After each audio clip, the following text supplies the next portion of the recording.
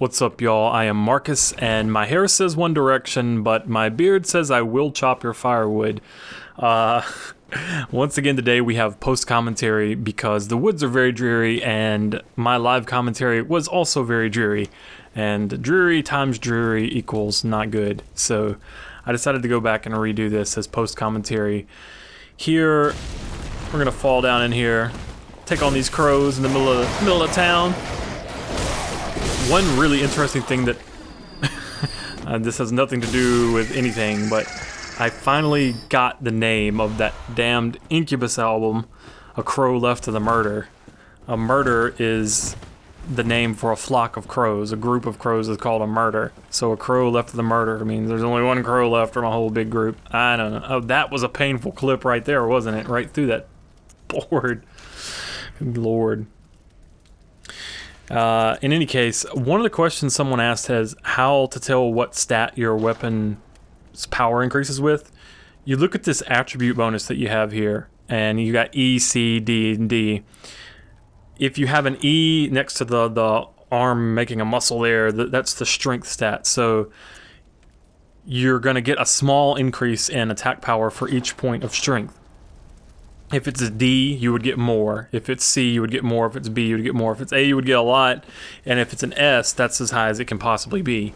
And that's each one: strength, skill, blood tinge, and arcane. The one thing to note about arcane is that even though most weapons have an arcane scaling attribute bonus, they don't get any bonus out of it unless they actually have some sort of elemental damage. So the Blade of Mercy has arcane damage by default. It will benefit from arcane without any extra effort. But like the Saw Cleaver, it doesn't. It doesn't have any fire, bolt, or arcane damage by default. So even if you increase your arcane, even though it says it scales with it, it doesn't actually increase until you put an elemental gem on it. You put a fire gem on that joker, then your arcane scaling will actually work, and that's kind of how that operates. So it was kind of a beginner question, but it's fair enough if you're new to these games. But because it actually works differently this time, it's worth knowing for advanced players too. These blue elixirs, dubious liquid medicine used in strange experiments conducted by high ministers of the healing church, a type of anesthetic that numbs the brain. Hunters able to retain consciousness by force of will make use of a secondary effect of the medicine, and that is this. Makes you turn kind of invisible. I think that, you know, for it's interesting. I'll give it that. Like, there are enough grass effects and wind effects and fog effects and stuff in Bloodborne that you could actually stealth yourself pretty well with this and fool another player. I think it's possible. I don't think it's going to be something that's going to work very often, but you could do it. Oh, I got kicked in the face. These guys hit really hard, but they're also very slow and pretty easy to backstab, and especially when they do this power-up bit. But you do want to go ahead and get that backstab on them, because if you let them power up, they get very, very aggressive. So today, one thing I'm going to be doing, we're going to go back and get this treasure that I skipped the other day, but I'm going to be answering some viewer comments that people have left on the most recent videos. First, we're going to look at this beast roar, though. It's got some lore on it, man. One of the forbidden hunter tools made by Irreverent Izzy. Borrow the strength of the terrible undead dark beasts, if only for a moment, to blast surrounding foes. The indescribable sound is broadcast with the caster's own vocal cords, which begs the question, what terrible things lurk deep within the frames of men? This, once again, talking about the relationship between hunters, between men and hunters, and beasts, and how hunters can become beasts. Like, this is another piece of evidence that our hunters are not all that they're not quite what they first seem. This is the rooftop path through this village. There's actually an oily swamp down below. That's the gate that we were at earlier. If you go through the oily swamp, these guys are going to throw Molotov cocktails at you, and you're going to have a bad time. So if you go across here and you kill these guys first, that makes your life it's gonna make your life a lot easier. There are also ghouls down in the swamp, but I tend not to. You can like throw Molotovs at them or whatever, but I tend to not worry about them. I tend to just save my Molotovs because there's a lot of enemies later in the forest that the Molotovs just make a lot easier, and so I would just prefer to save them for those. Yeah. Multiple people have commented about a bug with the Eileen quest, where they're not having Eileen show up at all in their games. Yes, a lot of people have mentioned this bug to me. I do not have any advice for you, I'm sorry.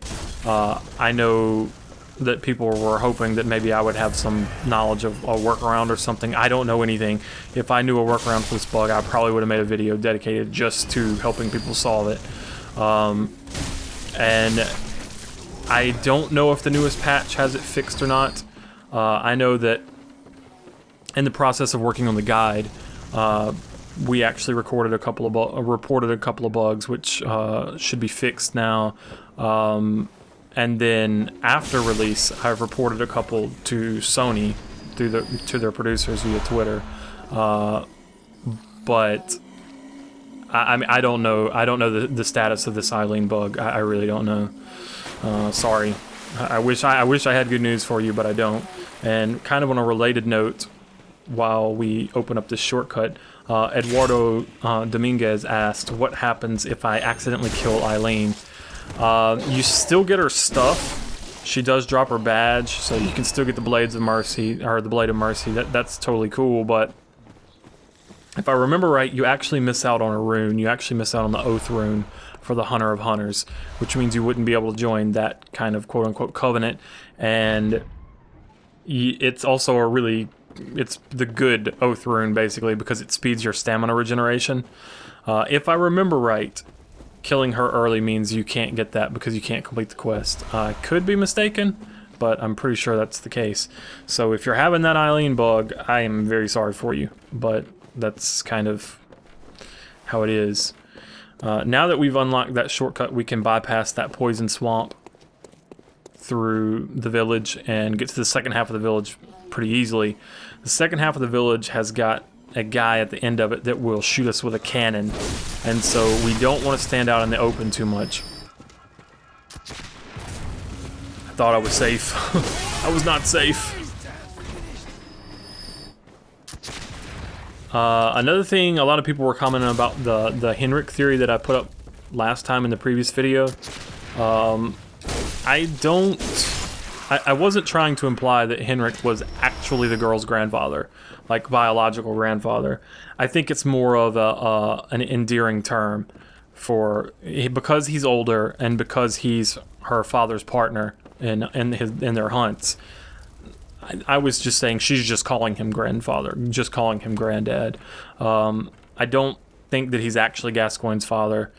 Although I don't have anything to prove or disprove that, except that if he actually was, you would expect the item description to actually say it.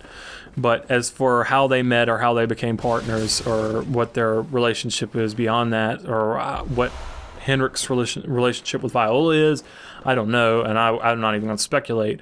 But yeah, I think that Henrik was the person she was referring to when she said granddad, but I don't think it's her actual granddad. Although it could be. It very well could be. You see me just going from house to house here and clearing out the enemies in each individual house as I proceed through the village. I don't want to dilly-dally out in the middle of the village very much, or else I'm gonna get cannoned. I'm gonna get Anwar'd, as we would say. XX Hunter 2-1XX said, I'm fairly certain in my current run the NPC near the kennels in the Forbidden Woods was not the madman, but an old woman who kept telling me to go away. Are there different NPC placements set in the game depending on what you do or where you go first?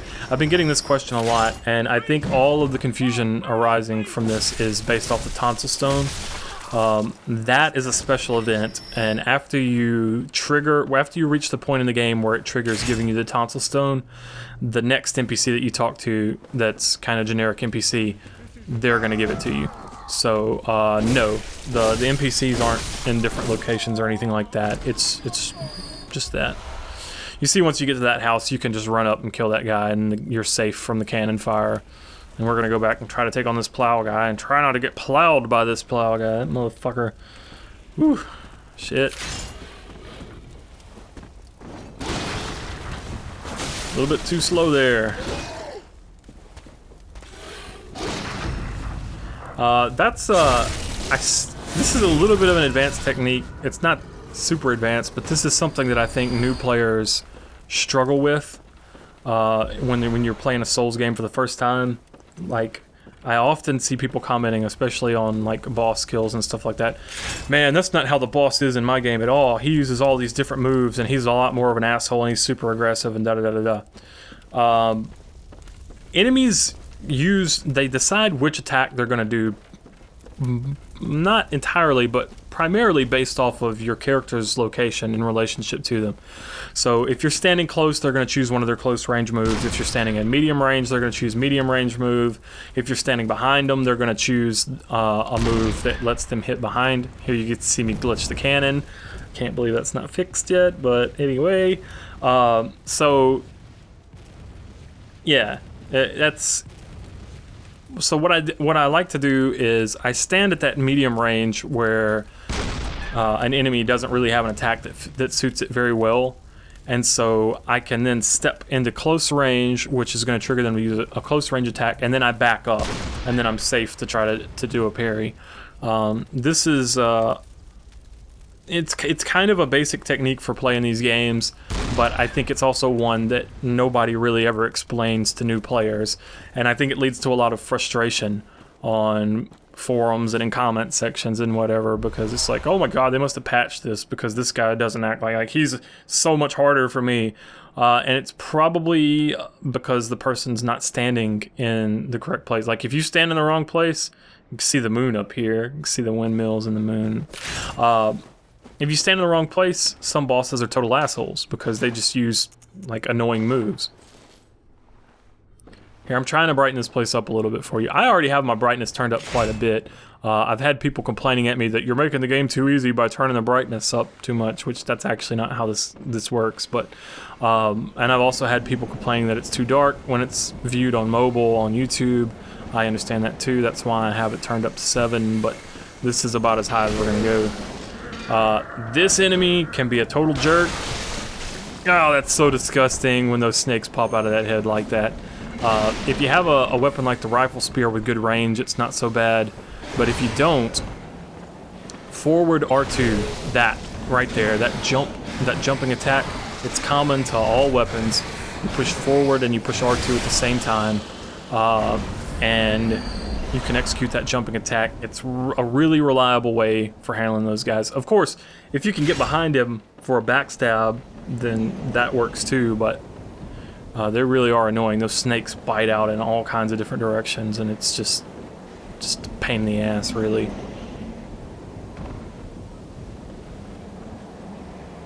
Oh, by the way, there's also, on the topic of glitches, you can actually do that jumping, or you can do the jumping R2 attack with the L2 button, but only under certain specific circumstances. I'll just see if you guys can figure out what that is.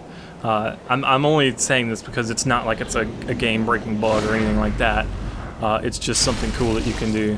So I'll let you guys try to figure it out, and if you can't figure it out, then I might explain it.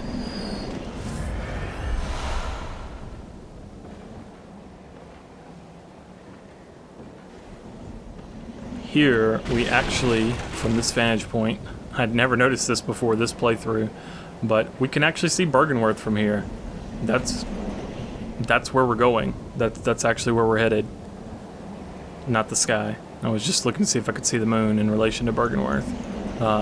That's where we're going. And of course I decided to pull out the binoculars to have a look.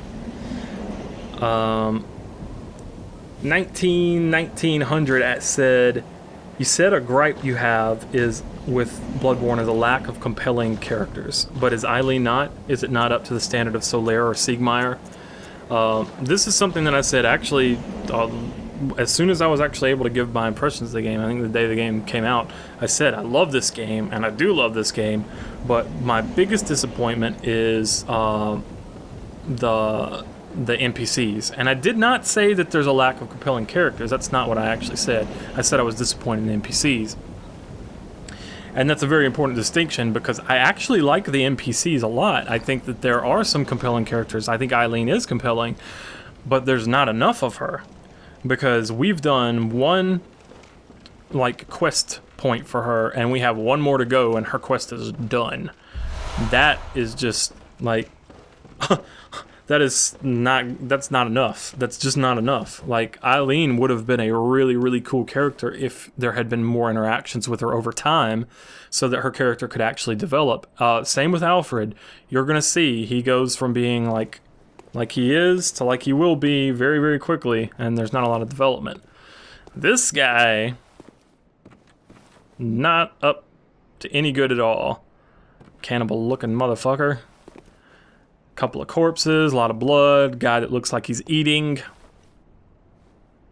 This is a compelling character.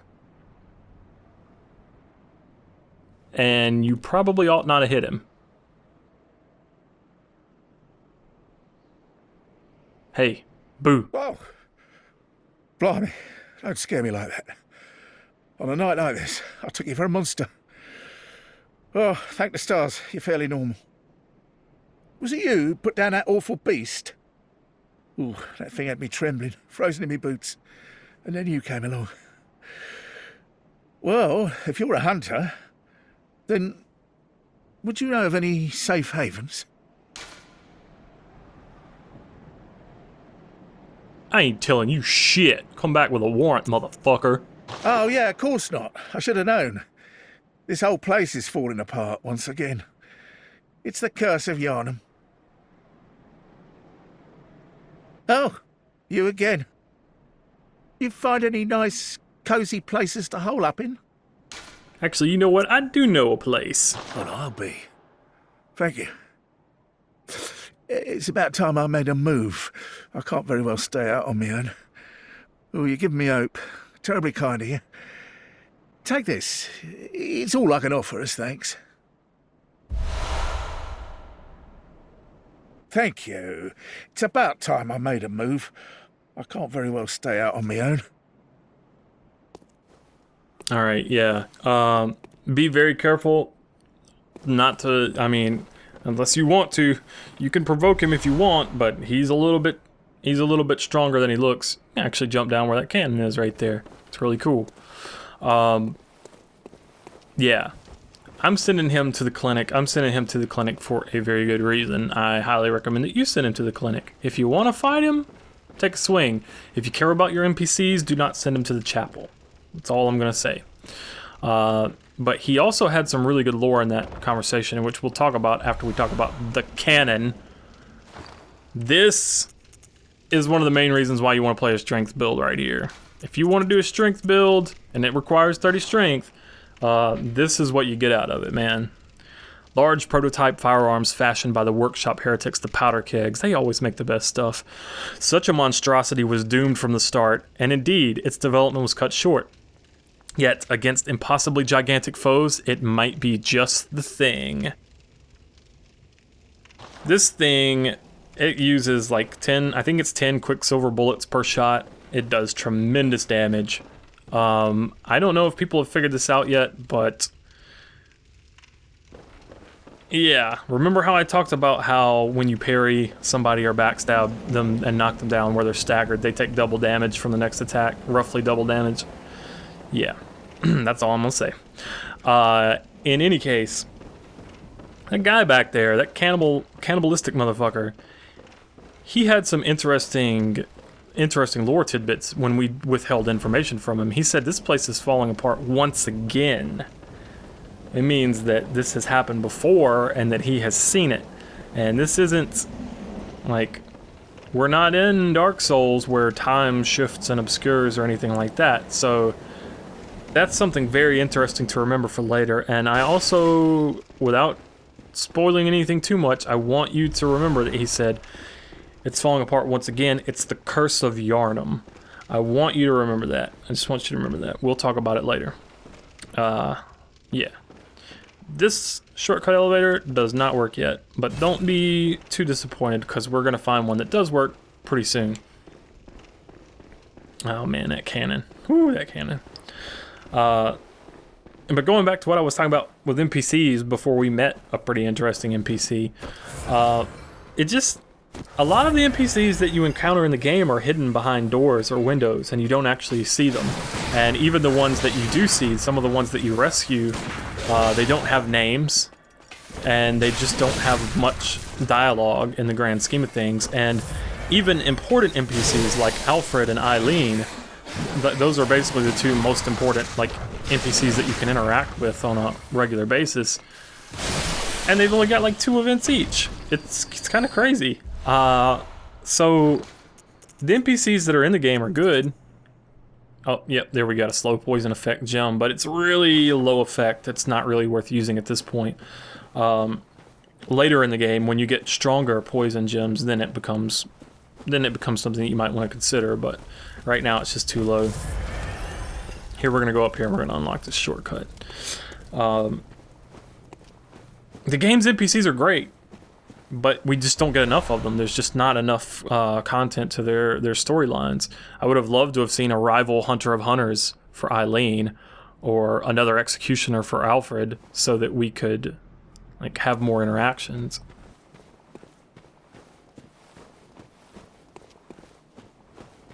But that's just me. I'm just a bro in a Siegmeyer shirt. What do I know?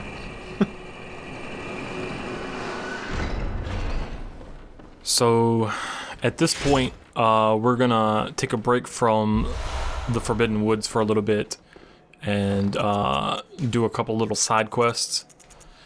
This is basically, I consider this to kind of be the halfway point of the woods. And this is also the reason I killed those crows that were out here earlier, so that they don't surprise me when I come back through here. And every time I forget to kill them, I open that door and then they scare the shit out of me when they jump all over me. But we have this door unlocked now. This is the entrance lamp to the woods. You can see this is where we first started out. So we have this shortcut, and at this point I want to go back and explore a cave system that is actually in that village that we were at earlier. I didn't explore it at the time because I wanted to go ahead and open this shortcut first. But as soon as you open the shortcut, that's probably a pretty good time to do it because all of the enemies are still going to be dead. So it's an easy run back and go and look through things real quick. At least that's when I like to do it. Looking at some other viewer questions, Awesome Nightman asked me, "Hey Marcus, who is your persona waifu?" Chie. Is that even a real question? That can't be a legitimate question. Chie Sato fucking Naka. Luis RJ, or not Luis, Luis RJ asked, "Hey EpicNameBro, do you stream on Twitch? If so, can you link it?" I can't stream on Twitch because I don't have internet to support it. My internet is not fast enough. I tried one time to stream Dragon's Crown speedrun, challenge run thing that I was working on, but I just can't stream, sorry. I really wish I could. I really, really, really wish I could. And it's not really a matter of money, at least not a realistic matter of money, because I have the fastest internet available in my area. The only way I would be able to get faster internet would be to rent an office space in a nearby town and get a commercial connection there. Look at all those bones in the ground, man. This is where the game gets really freaky. Those flower pods growing everywhere. Really pay attention to this area. Like the fact that all these bones are kind of in the ground. This is kind of, how can I say it? There are tombs down here. Like, this is people have been entombed. We've been seeing these graves all over the place, right? And we're about to see this very large grave. I don't know if it's a grave of a giant or if it's just a very large grave for an important person. But we've been seeing these bodies in the ground everywhere. Now, this is kind of, you know, it's interesting to me. There are places in the world where there have been human settlements. There have been cities for so long that there are just graveyards on top of graveyards and a city on top of it, you know. A lot of us here in America can't really appreciate that. Like, everything's pretty spread out here. We normally wouldn't build buildings on top of graves, but, you know, there are legit catacombs, or catacombs, however it's supposed to be said. I think catacombs. But here we see these corpses, like, they've been interred in the ground. Like, these are in the ground. Like, you see them in the wall and whatnot. And then we start climbing this ladder, and it's just kind of interesting to me that we start to see bodies that don't look like they were necessarily buried here. Instead, rather, they look like they've just been dumped here. Like, just disposed of, just thrown down and just kind of strewn about. Now, these don't look like they've been given a proper burial at all. Or else whatever was supporting them above maybe has broken, because you can see the broken beams there. But it's just really interesting to me that these bodies just look like they're just strewn about. Now, are these victims of the scourge, perhaps, that have been disposed of here? And when you see where we actually are, when we get to the top of this ladder, that might actually start to make sense. Because we're in the graveyard next to the clinic in Central Yarnum. So we are all the way back in Central Yarnum. Of course, it's nighttime now. So we have this pit next to the clinic where they're disposing of bodies. They're just chucking them down a pit. Now, it could be that they've got the scourge, and that's just the only way that they can handle this, the only way they can deal with it. They're not giving people a proper burial, they're just chucking them down this pit. But something seems really odd, really fishy about this. Another thing, there is a ladder down this pit that leads all the way down to the Forbidden Woods. Remember, these woods are forbidden. Like, they are off limits. You can't go there. They've been forbidden by the church. So, to have access to an area forbidden by the church, just saying, there's lots of stuff to think about here. And there will be better answers as we continue on, I promise. Molotovs and bullets. Fuck you, motherfucker. Not even gonna let you get close.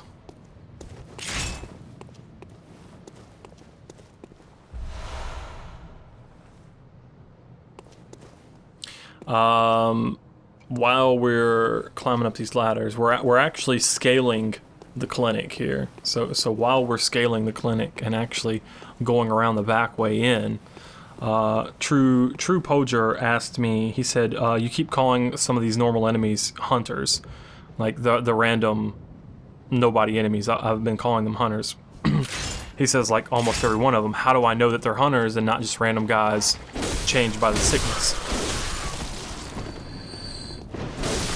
There's two aspects to this. One that's fair and one that's unfair. The fair point is the fact that we've already seen lore that says that the first church hunter... Excuse me, I'm losing my voice. The first church hunter, Ludwig, he was recruiting normal Yarnumites to act as hunters. So we know that. We also know that normal, sane people are sealed away in their homes during the night of the hunt. So it seems pretty obvious that they're hunters. But the unfair part of this... Oh, hold on. This is just cool right here. Iosefka's clinic. We came in the back way. The unfair part of this is the fact that the official guide will actually have the official names for all of the enemies from FromSoft. Like, these, not names that we made. Like, FromSoft sent us names, and those are in the guide. So once you start to see some of the enemies' names, it reveals the lore a little bit. These freaky looking blue pod people, looks like an alien, has this green blood. Actually Iosefka. That was the real Iosefka there. And you may be saying, look man, Iosefka was this cute blonde girl, she was best waifu. Yes, you're right. But shh. She's now a little blue pod person that we just killed mercilessly. And you may be saying, how do you know that's Iosefka? Well, I'll tell you after we talk about this Cainhurst summons. So in the room where we started the game, on the table where we started the game, an old bloodstained summons inviting an honored guest to the Forsaken Castle Cainhurst. Rather bafflingly, it is addressed to you. Do not hesitate. The stagecoach leaves from Hemwick Crossing. Left for us on the table where we started the game. Interesting. We've just opened up a new area. Now, back to the point about how do I know that's Iosefka and not some random blue guy with a Iosefka vial. You see how this guy looks like he's eating something? Kind of like that cannibal from earlier. Yeah, we sent him to the clinic and he got turned. And this is what the guy drops if you kill him. And this is if you kill him normally too.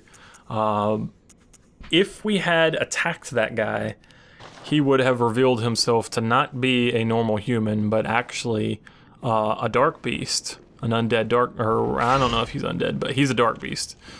And in this room, you get to see, looks like doing an autopsy on one of these guys.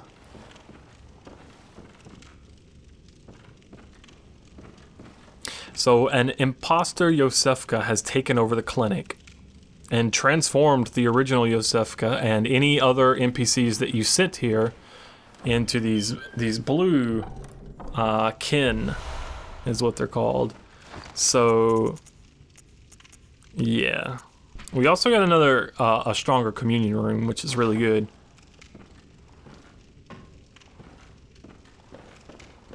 But now we're left with a conundrum. We're left with the problem of what do we do about fake Iosefka?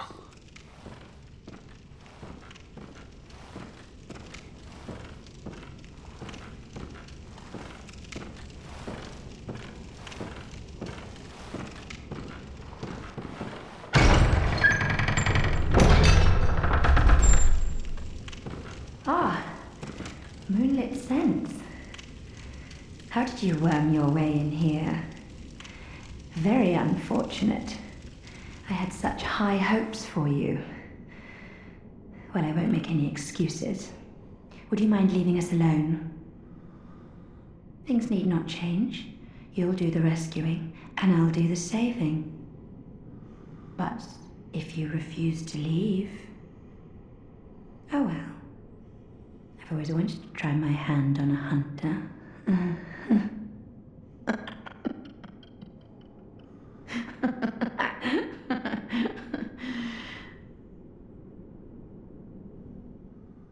Fake Iosefka, best waifu. You can go up there and confront her now, but there is more to the story if you do not. So I am not going to attack her right now, and I'm just going to leave her be. And I would suggest that you do the same, although you can go up there and fight her. Be prepared for a reasonably difficult fight. She's not a total pushover. Yeah. Back at the dream. This is a good chance for us to go ahead and level up, because once you reach the Forbidden Woods, you really start to shoot up through the levels pretty quickly. you get so many blood echoes, and you find all those blood echo items. Now we can reach +6 on our rifle spear. Is going to give us our 3rd slot on this. This is also the point where you can basically start using elemental weapons effectively. Once you get that +6, if you get a +6 waning rune, there's a fire gem that you pick up that's a waning shape. So, yeah. Ludwig's Holy Blade. My arcane character is actually using Ludwig's Holy Blade with the fire gem. And right now, the only magic she has is Beast Roar and Old Hunter Bone, but it's pretty cool. It's pretty cool. Oh man. Just going through and straightening out my gems here. I'm the sort of person, I don't know, do you guys do this when you play RPGs? Like, even though you maybe only want to make like a minor tweak to your equipment here or there, you actually just end up taking it all off and then putting it all back on. Am I the only crazy person that does that? Like, even if I'll take all of my equipment off, and then I'll end up choosing all of the same equipment except for like one thing will be different, but I just feel better. I mean, I can't even think of the English for what I want to say. I could say sukiri would be the Japanese. I can't think of the English word right now. I don't know. It just feels good. It feels good to go through and take everything off and then put it all back. Sorry. I know it's not entertaining to watch. I apologize. I especially apologize again because I'm about to do it again with my runes. But we do have that good communion room now, which means we hold 3 extra blood vials. Personally, out of the runes that we currently have, I actually like the lake rune that gives you the 3% physical defense, because normally I don't burn through 20 fucking blood vials, so the extra 3 doesn't really benefit me that much. And the extra bullets, like, they can be useful, but personally I just prefer the survivability.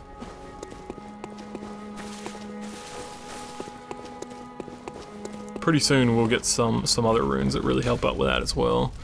There are actually runes with some really good effects, particularly the ones that restore Quicksilver bullets are really nice.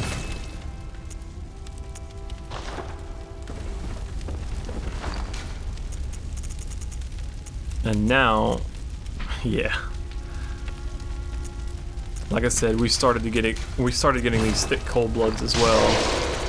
It gives us quite a bit of, not souls, blood echoes. I will never be able to stop calling them souls.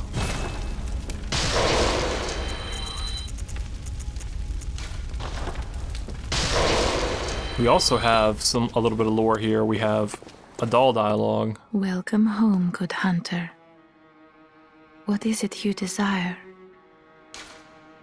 Hunters have told me about the church, about the gods and their love. But do the gods love their creations? I am a doll created by you humans. Would you ever think to love me? Of course. I do love you.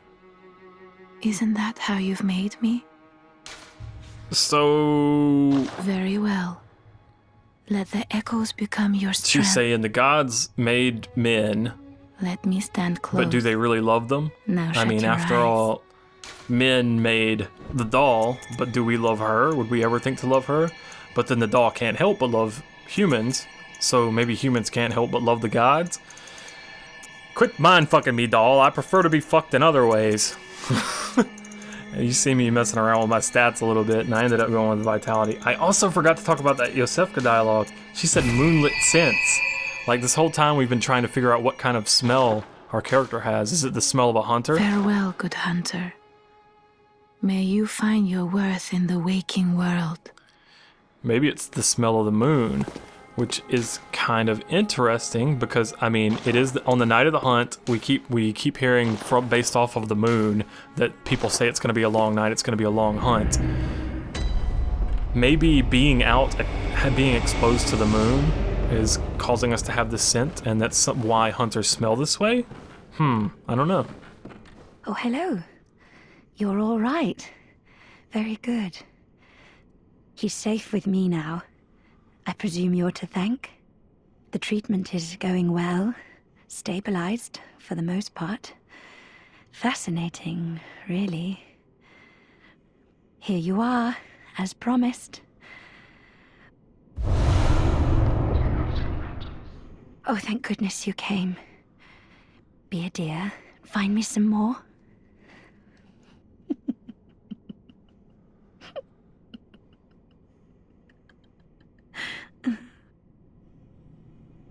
Oh, hello. Still alive, are you? I need more patience.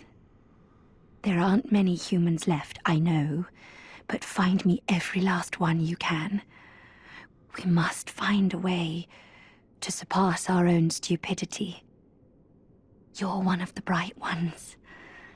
Don't you see how much this means? Yes.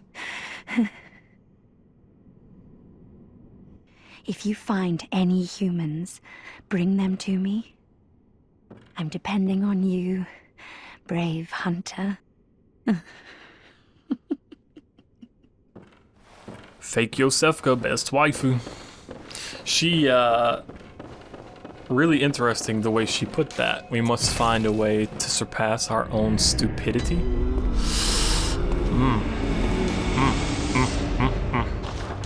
Getting all mindfucky. Let's talk to someone who's not gonna fuck our mind. Oh, hello. You've come for my blood. Oh, goo, come close in you. Oh, hello. So... And now this lady.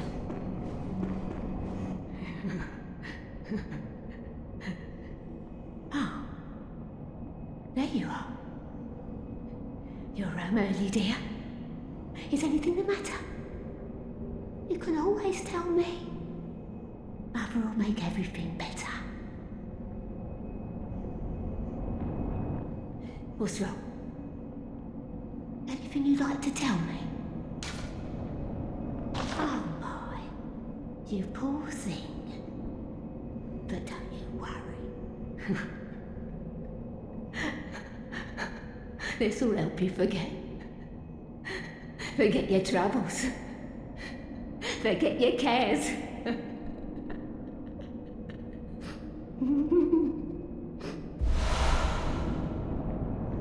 Oh, what is it, dear?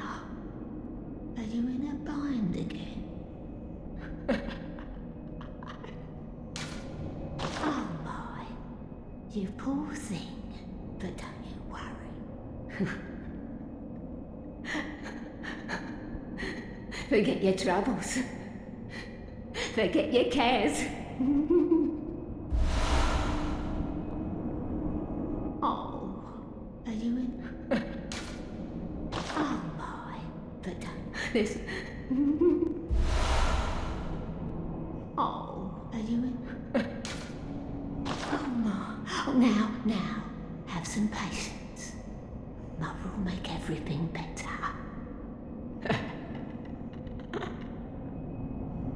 Now, be patient. She's thinking that we are her child. She's clearly very mixed up. And I don't know about what kind of mother giving their kid sedatives like that, but in any case, we're gonna take a break from the forest for a little bit. We're gonna go do another optional area. We're gonna go to Yar'hagul, the unseen village. And the only way for us to get there at this point is to get ourselves kidnapped. Which means I gotta let this guy kick my ass. As loath as I am to do it, I gotta do it. Just gotta do it, man. And while I'm at it, Federico Linares, I did see your comments. It wasn't that long. You said a lot of really nice things. Actually, you give me far too much credit, but thank you very much for your kind words.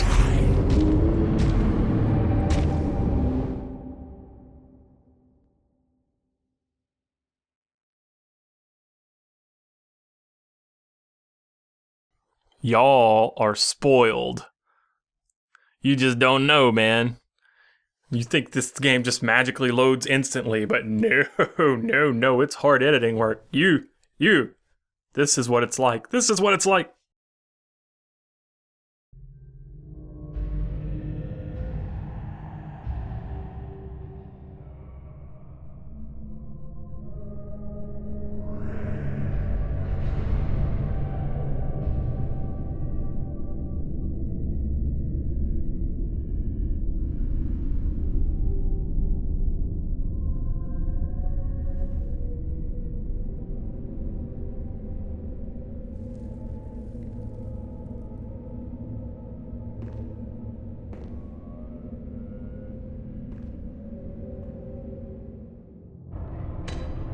Alright, y'all, that's gonna wrap it up for this episode. I am Marcus, and I'll see you guys next time on the next Yarnum